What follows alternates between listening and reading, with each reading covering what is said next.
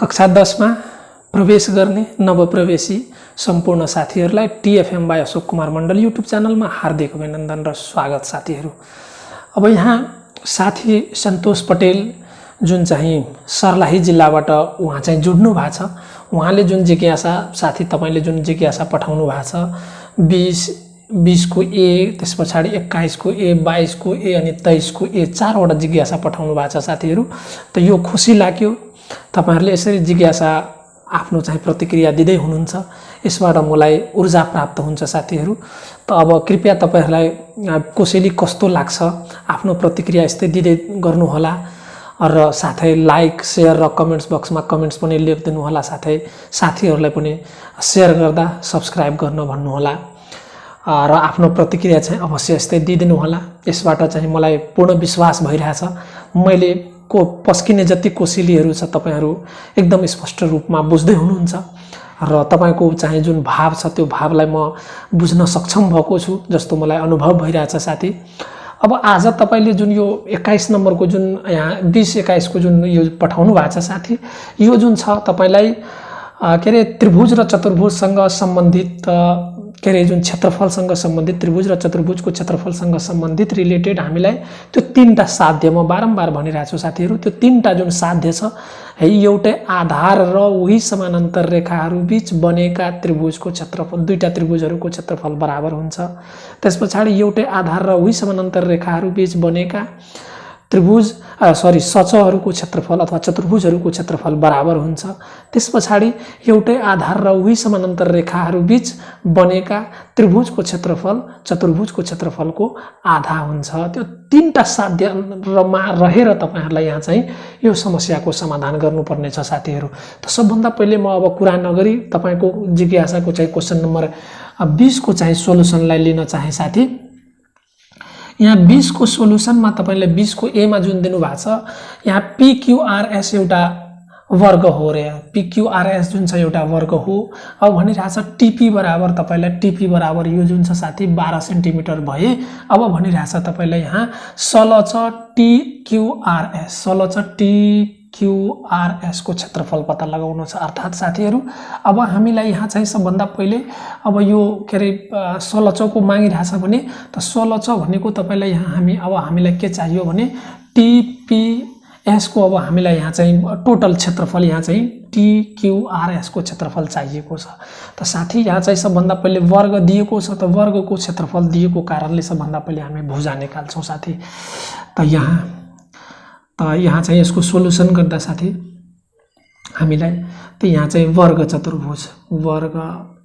चतुर्भुज PQRS को क्षेत्रफल बराबर तपाईलाई 25 सेन्टिमिटर स्क्वायर दिएको छ साथीहरू। जबकि वर्गको क्षेत्रफल तपाईलाई के हुन्छ त भुजाको स्क्वायर अथवा L स्क्वायर अथवा A स्क्वायर। भुजा यदि A छ भने A स्क्वायर हुन्छ त इक्वल्स 25 सेन्टिमिटर स्क्वायर। और तपाईले यहाँ चाहिँ A इक्वल्स यदि वर्गको भुजा A भयो भने साथी बुझ्नु होला यहाँ L पनि लेख्न सक्नुहुन्छ, एउटै चीज हो। त यहाँ चाहिँ रुट उता जान्छ 25 अर्थात तपाईलाई 5 सेन्टिमिटर यो तपाईलाई वर्गको भुजा हो साथीहरू। त्यसपछि तपाईलाई हेरौं त यहाँ हामीलाई TP दिएको छ साथीहरू। TP दिएको छ TP बराबर तपाईलाई दिएको छ 12 सेन्टिमिटर। त साथीहरू अब यसमा चाहिँ यसको सम्बन्धमा मैले अघिल्लो कोसिलीमा पनि यो सायद कुरा गरेको छु साथी। त यहाँ सबभन्दा पहिले हामीलाई सलचोको क्षेत्रफल निकाल्नु छ। त दुईटा पाद भुजाहरूको क्षेत्रफल हामीलाई थाहा भयो भने त दुईटा पाद भुजा र के रे हाइट थाहा भयो भने त यो वर्ग हो। त वर्ग हुने बित्तिकै हाइट हामीलाई भइहाल्यो। पाद भुजा र उचाइ यदि हामीलाई थाहा छ भने त हामी त्यसको क्षेत्रफल निकाल्न सक्छौं। त साथी यहाँ चाहिँ TP भयो। त देयरफोर साथीहरू हामी चाहिँ TQ को निकाल्छौं नाप। त TQ इक्वल टु कति हुन्छ त TQ इक्वल्स तपाईलाई त TP प्लस तपाईलाई PQ। त साथीहरू यहाँ PQ त यो वर्गको भुजा हो। त भुजा A हामीले 5 निकालेका छौं। त TP बराबर 12 छ प्लस तपाईलाई PQ भनेको 5 हो सेन्टिमिटर। त बराबर तपाईलाई भइहाल्यो 17 सेन्टिमिटर यो आइहाल्यो। त यसलाई हामी चाहिँ साथीहरू यो जुन छ 17 जुन आयो त यो तपाईलाई के हो यसलाई L1 मानिदिनुहोस्। यो पाद भुजा L1 भयो। त्यसपछि तपाईलाई यहाँ यही लेख्दिम न त यो TQ जुन छ साथी TQ यसलाई L1 मानिदिनुहोस्। यो पाद भुजालाई हामी L1 ले जनाउँछौं।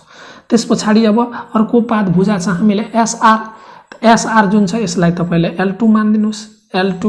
L2 इक्वल्स तपाईलाई यो हाम्रो के रे वर्गको भुजा हो, त वर्गको यहाँ चाहिँ एसआर कति भयो त 5 सेन्टिमिटर। त्यस पछाडि हाइटको कुरा गरौँ त हाइटको रूपमा यहाँ चाहिँ PS छ साथी, यसलाई हामी h भन्छौँ हाइट। त हाइट हुने बित्तिकै यो उचाइ जुन हो, किन 90 डिग्री छ र लम्ब छ त्यसैले त्यो उचाइको रूपमा पनि छ, त्यसलाई h मा चाहिँ साथीहरु यो के भयो त हामीलाई त यो पनि वर्गको भुजा हो, एउटा भुजा हो, त जसले गर्दा वर्गको भुजा 5 छ, 5 सेन्टिमिटर भयो। त देयरफोर हामी चाहिँ सलच तपाईँलाई के हो त TQRS को क्षेत्रफल साथीहरु। त क्षेत्रफल बराबर तपाईलाई के हुन्छ त सलच क्षेत्रफल इक्वल टु के हुन्छ त हाफ h यहाँ चाहिँ half h L1 plus L2 हुन्छ। L2 वर्ग एकाइ साथी, त हाफ h हाम्रो 5 सेन्टिमिटर इन्टु L भनेको तपाईलाई L1 भनेको हाम्रो यहाँ 17 छ, 17 सेन्टिमिटर प्लस अनि यहाँ चाहिँ तपाईलाई L2 भनेको हाम्रो 5 सेन्टिमिटर 5 सेन्टिमिटर साथी।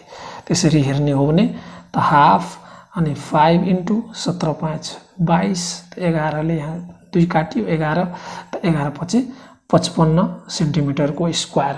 त साथी यो तपाईले बुझ्नु भयो होला। त्यस्तै अब क्वेशन नम्बर 21 को ए चाहिँ मैले लिन चाहे। 21 को ए पनि यसैसँग सम्बन्धित तपाईलाई एकदम त्रिभुज र चतुर्भुजसँग रिलेटेड क्वेशन हो साथी। त्रिभुज र चतुर्भुजको क्षेत्रफलसँग सम्बन्धित नै छ, त्यही साध्य अन्तर्गत रहेको छ। तब 21 को ए को सोलुसन गर्दा साथीहरु हेरौँ। 21 को ए भन्नु भएको छ, त हेरौँ सलच एबीसीडी को क्षेत्रफल दिएको छ। सलच एबीसीडी, त यहाँ हामीलाई यसको सोलुसनतिर त साथीहरु यहाँ सलच मतलब समलम्ब चतुर्भुज। समलम्ब चतुर्भुज तपाईलाई एबीसीडी को क्षेत्रफल बराबर तपाईलाई यहाँ दिएको छ 100 सेन्टिमिटर स्क्वायर साथी। त्यस पछाडि तपाईलाई एडीसी अब भनेको छ त्रिभुज चतुर्भुज त सरी त्रिभुज एडीसी को क्षेत्रफल दिएको छ। त्रिभुज एडीसी को क्षेत्रफल दिएको छ भने अब त्रिभुज एडीसी को क्षेत्रफल यहाँ हामीलाई दिएको छ। त्रिभुज एडीसी को क्षेत्रफल बराबर साथै तपाईलाई यहाँ 40 सेन्टिमिटर स्क्वायर दिएको छ। अब हामी निकाल्नु छ त्रिभुज डीसीई को क्षेत्रफल बराबर कति। त्रिभुज डीसीई को क्षेत्रफल तब 16 बाट यदि साथीहरु यदि 16 बाट सबभन्दा पहिले हामी यदि त्रिभुजको क्षेत्रफल घटाइदियौ भने त यहाँ चाहिँ तपाईलाई यहाँ सबभन्दा पहिले यहाँ के भनिरहेछ त्रिभुज डीईसी को क्षेत्रफल बराबर व्हाट भनेको छ साथीहरु। त यहाँ तपाईलाई अब सबभन्दा पहिले हेरौं हामीलाई त्रिभुजको क्षेत्रफल दिएको छ, त्यसपछि तपाईलाई वर्गको यो के रे सलचको क्षेत्रफल दिएको छ साथीहरु। त यदि तपाईलाई यहाँ हामीलाई के हुन्छ भने अब यहाँ चाहिँ त्रिभुज डीसीई को क्षेत्रफल पत्ता लगाउनु छ। त डीसीई को क्षेत्रफल पत्ता लगाउनको लागि हामी के गर्छौं सर्वप्रथम त हामीलाई यहाँ साथीहरु अब यो डीसीई को निकाल्नको लागि हामीलाई वर्ग चतुर्भुज भनिरहेछ। हामीलाई समान्तर चतुर्भुज यहाँ छ, सरी समानान्तरको संकेत दिएको छ। त समानान्तर चतुर्भुज एबीई अनि टी को क्षेत्रफल हामीलाई चाहिएको छ। त यहाँ चाहिँ हामी के गर्छौं तपाईलाई त्रिभुज सरी सच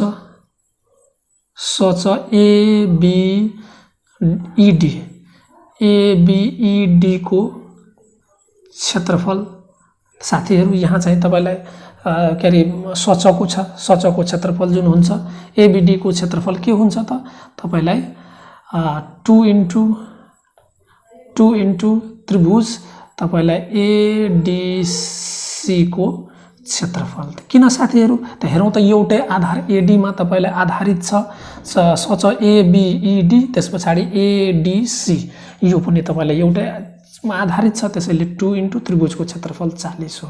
त्यसरी हेर्ने हो भने 40 दुनी 80 सेन्टिमिटर स्क्वायर आयो सचको क्षेत्रफल साथीहरु। अब सचको क्षेत्रफल मा तपाईलाई अब यो 40 छ 40 सेन्टिमिटर, त जबकि यहाँ हामीलाई सलचको क्षेत्रफल दिएको छ त देयरफोर हामी के गर्छौं त साथीहरु त्रिभुज डीईसी को क्षेत्रफल बराबर त यो पुरै सलचको क्षेत्रफलबाट यदि सचको क्षेत्रफल घटाइदियो भने त हामी बाँकी त्रिभुज डीईसी को क्षेत्रफल पाउँछौं। त पुरै सलचको क्षेत्रफल हामीलाई 100 सेन्टिमिटर स्क्वायर दिएको छ साथीहरू। त 100 सेन्टिमिटर स्क्वायरबाट यदि सचको क्षेत्रफल सच हामीले 80 निकालेका छौँ त यो घटायौँ भने 20 अनि सेन्टिमिटर स्क्वायर। यो नै हाम्रो आवश्यक समाधान त्रिभुज तपाईलाई DEC को क्षेत्रफल निस्क्यो साथी। त्यस्तै अब तपाईलाई अब यो 21 को र अब 22 को तपाईको जुन छ साथीहरू 22 मा अब समबाहु चतुर्भुज भनेको छ। समबाहु चतुर्भुज ABCD एउटा समबाहु चतुर्भुज हो जसमा चाहिँ विकर्ण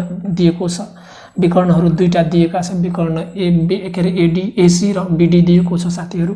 अब त्रिभुज BCE को क्षेत्रफल, त्रिभुज BCE को क्षेत्रफल मागिरहेको छ। त सबभन्दा पहिले समबाहु चतुर्भुज 21 को चाहिँ सोलुसन गर्दा साथी त समबाहु चतुर्भुज तपाईलाई ABCD को क्षेत्रफल। त यसको सम्बन्धमा मैले तपाईलाई कोसेली पस्केको थिएँ साथी।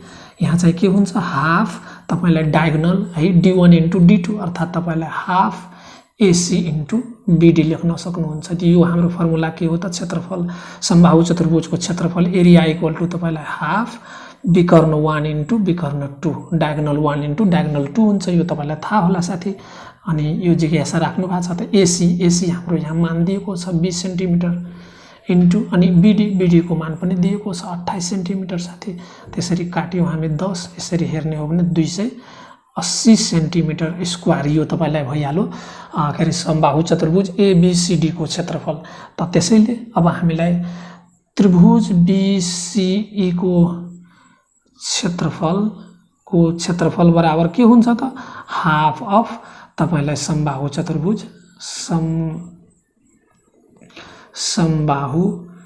हाफ अफ समबाहु चतुर्भुज ABCD को क्षेत्रफल। किन एउटै आधार छ साथीहरू, एउटै आधार BC र उही समानान्तर रेखाहरू बीच बनेको चाहिँ सचको क्षेत्रफल के समबाहु चतुर्भुजको क्षेत्रफल त्रिभुजको आधा हुन्छ। त एउटै आधार यहाँ हामीलाई समबाहु चतुर्भुज छ। समबाहु चतुर्भुजको क्षेत्रफल 280। त 280 लाई यदि काटियो भने हामीलाई 140, त्यसरी 140 अनि वर्ग 21 सेन्टिमिटर स्क्वायर। यो भयो तपाईलाई 21 को A साथी। त्यस्तै अब 21 को A भइसकेपछि अब तपाईलाई 22 को मैले चाहिँ तपाईको जिज्ञासा अनुसारको चाहिँ 22 को A भन्नु भएको छ साथी। त यहाँ चाहिँ हामीलाई हेरौँ 22 को A मा तपाईलाई के भनेको छ त हेरौँ त ABCD एउटा वर्ग हो साथी। ABCD एउटा के हो वर्ग हो जसको परिमिति हामीलाई 4 सेन्टिमिटर दिएको छ। त साथीहरू यहाँ सबभन्दा पहिले वर्गको भुजा निकालौँ। त यहाँ चाहिँ तपाईलाई वर्गको भुजा बराबर A भए साथी। त देयरफोर वर्गको परिमिति है परिमिति बराबर तपाईलाई यहाँ चाहिँ के अरे 40 दिएको छ। जबकि हामीलाई वर्गको परिमिति के हुन्छ त 4A अथवा 4L है साथी। 4L A हामी मान्यौँ L पनि मान्दा हुन्छ। त 4 भयो। त यो चाहिँ हामीले काट्दा त देयरफोर हामीलाई A जुन छ वर्गको भुजा बराबर 10 सेन्टिमिटर आयो साथी। 10 सेन्टिमिटर आइसकेपछि अब भनिरहेछ तपाईलाई यहाँ E जुन हो साथी बिन्दु E जुन छ त्यो D र C को मध्यबिन्दु हो। त मध्यबिन्दु हो भने त साथी तपाईले ध्यान दिनुपर्ने के छ भने हेरौँ यदि मानौ यो तपाईलाई एउटा के अरे यो वर्ग चतुर्भुज हो भनिरहेछ एउटा वर्ग हो साथी। त वर्ग भनेको समानान्तर चतुर्भुज नै हो। त यहाँ तपाईलाई के हुन्छ यो के अरे आधार एउटै हुँदा साथी यहाँ चाहिँ आधार यदि मानौ यस्तो यो तपाईलाई एउटा कुनै त्रिभुज बनेको छ भने आधार एउटै हुँदा यो आधार एउटै हुँदा के हुन्छ त सरी यहाँ मैले रङ जोडे। यहाँ तपाईलाई आधार उही हुँदा एउटै आधार हुँदा त्रिभुजको क्षेत्रफल सचको आधा हुन्छ भने त साथी यहाँ चाहिँ हेरौँ त यो आधार तपाईलाई एउटै नभएर आधा आधार छ। आधा आधार छ भने त्यसो भए त्रिभुजको क्षेत्रफल सचको के हुन्छ बराबर हुन्छ। त देयरफोर साथी अब चाहिँ यहाँ पहिले वर्गको क्षेत्रफल फर्मुला के हुन्छ त तपाईलाई भुजाको स्क्वायर A भनेको 10 को स्क्वायर 10 को स्क्वायर भनेपछि 100 सेन्टिमिटर को स्क्वायर। त देयरफोर साथीहरू त्रिभुज तपाईलाई भनिरहेछ यहाँ त्रिभुज के अरे EFC को क्षेत्रफल जुन छ तपाईलाई कति पाउनुहुन्छ त यो वर्गको क्षेत्रफल है। त वर्ग हाम्रो ABCD हो। त वर्गको क्षेत्रफल जुन छ वर्गको वर्ग ABCD को क्षेत्रफल त यो हामीले निकालेका छौँ साथी 100 सेन्टिमिटर स्क्वायर। त यो नै हाम्रो आवश्यक समाधान हो। त किन त यहाँ फेरि म एकचोटि दोहोऱ्याएँ साथी, यहाँ मध्यबिन्दु छ त आधार उही हुँदा आधा हुन्छ। त अब आधार त आधा छ भने बराबर हुन्छ। त यो हाम्रो आवश्यक सोलुसन भयो साथी। त कृपया तपाईहरुले आफ्नो यस्तै प्रतिक्रिया दिनुहोला, मलाई हौसला प्राप्त हुन्छ। यो सोलुसन जुन छ तपाईले अवश्य बुझ्नुभयो होला भन्ने मलाई पूर्ण विश्वास छ। र यस्तै आफ्नो कमेन्ट चाहिँ तपाईँ आफ्नो प्रतिक्रिया यस्तै चाहिँ पठाउँदै गर्नुहोला र साथीहरूलाई बढीभन्दा बढी सेयर पनि गरिदिनु होला भन्ने अनुरोध गर्दै तपाईहरुबाट बिदा हुन चाहन्छु। धन्यवाद।